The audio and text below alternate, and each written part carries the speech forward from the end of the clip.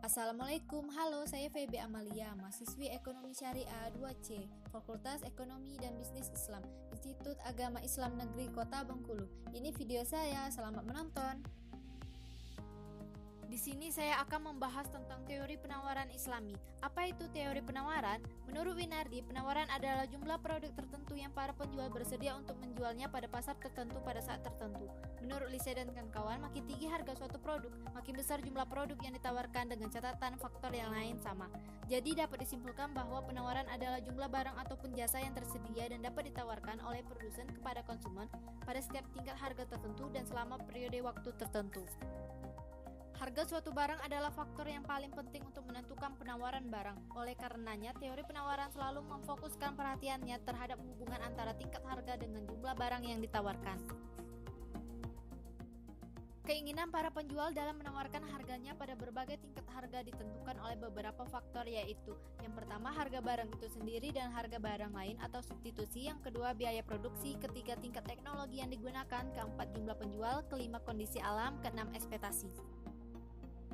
Teori penawaran Islami tidak terlepas dari kaidah dan ketentuan yang digaris Allah kepada manusia dalam melakukan kegiatan produksi. Dalam melakukan pengolahan alam, manusia harus senantiasa menjaga kesinambungan kehidupan di sekitarnya dan jangan sampai melakukan perusakan. Kegiatan produksi juga dianjurkan terhadap barang-barang yang bermanfaat dan diolah secara halal dan dibenarkan dalam syariat. Tidak dibenarkan melakukan kegiatan produksi yang jika dikonsumsi menimbulkan kerusakan pada orang lain. Dalam firman Allah, Allah lah yang telah menciptakan langit dan bumi dan menurunkan air hujan dari langit. Kemudian dia mengeluarkan dengan air hujan itu berbagai buah-buahan menjadi rezeki untukmu. Dan dia telah menundukkan bahtera bagimu supaya bahtera itu berlayar di lautan dengan kehendaknya. Dan dia telah menundukkan pula bagimu sungai-sungai. Dan dia telah menundukkan bagimu matahari dan bulan yang terus-menerus beredar. Dan telah menundukkan bagimu malam dan siang. Dan dia telah memberikan kepadamu dari segala apa yang kamu mohonkan kepadanya. Dan jika kamu menghitung nikmat Allah, tidaklah dapat kamu menghinggakannya. Sesungguhnya manusia itu sangat zalim dan sangat mengingkari. Quran Surat Ibrahim ayat 32-34.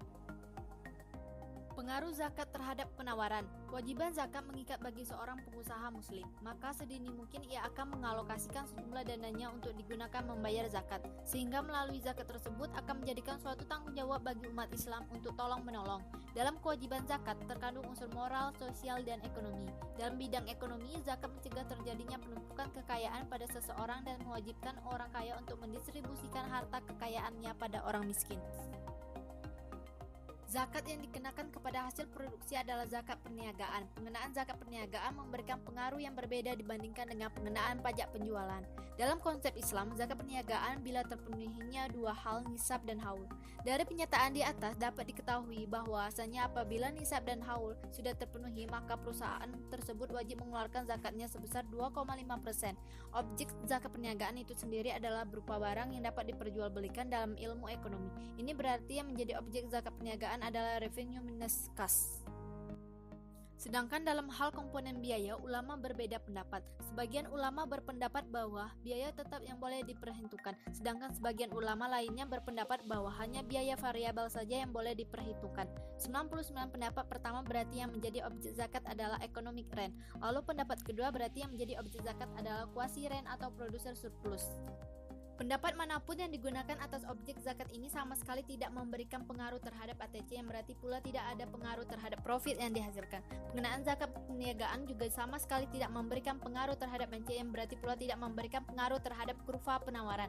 Upaya memaksimalkan profit berarti memaksimalkan produser surplus, dan sekaligus berarti memaksimalkan zakat yang harus dibayar. Jadi dengan adanya pengenaan zakat perniagaan, perilaku memaksimalkan profit berjalan sejalan dengan perilaku memaksimalkan zakat. Sekian dulu video dari saya, semoga bermanfaat. Thank you.